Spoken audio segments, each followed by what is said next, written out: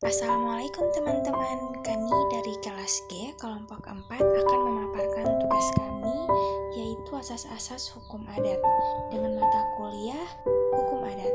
Nah, yang pertama saya akan memperkenalkan nama dari kelompok kami. Yang pertama ada Rizaldi Monggoago, yang kedua ada Arlina Rika Katalip, yang ketiga ada Ainun Piloto, dan yang keempat ada Asri Nanggai.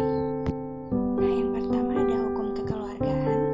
Hal keturunan maksudnya ialah ketunggalan leluhur, artinya terdapat hubungan darah antara dua orang seorang dengan orang lain, dua orang atau lebih yang memiliki hubungan darah. Jadi yang tunggal leluhur di sini adalah keturunan yang seorang dari yang lain.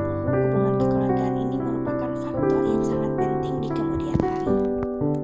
Yang kedua, hukum perorangan. Hukum perorangan adalah keseluruhan kaidah hukum yang mengatur kedudukan manusia sebagai subjek hukum dan wewenang untuk memperoleh, memiliki, dan mempergunakan hak-hak dan kewajiban dalam lalu lintas hukum serta kecakapan untuk bertindak sendiri melaksanakan hak-haknya, juga hak-hak yang mempengaruhi kedudukan subjek hukum.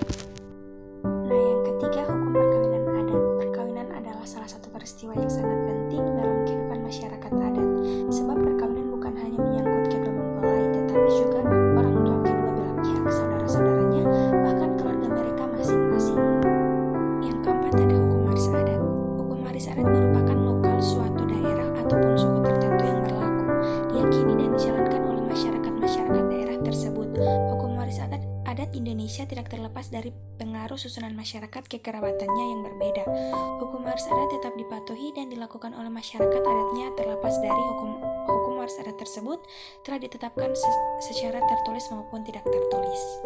Nah, yang kelima ada hukum tanah adat. Hukum tanah adat adalah hukum yang mengatur tentang hak atas tanah yang berlaku di tiap daerah. Seperti yang kita ketahui, hukum tanah adat ini masih sering digunakan dalam transaksi dalam jual beli tanah di Indonesia. Namun di balik berlakunya hukum adat di tiap daerah, di sini juga berlaku hukum agraria nasional, yaitu yang diatur dalam Undang-Undang Republik Indonesia Nomor 5 Tahun 1960 tentang peraturan dasar pokok agraria. Dalam peraturan daerah itu sudah diatur dalam hukum agraria. Nah, itulah kelima asas-asas pokok hukum adat yang ada di Indonesia.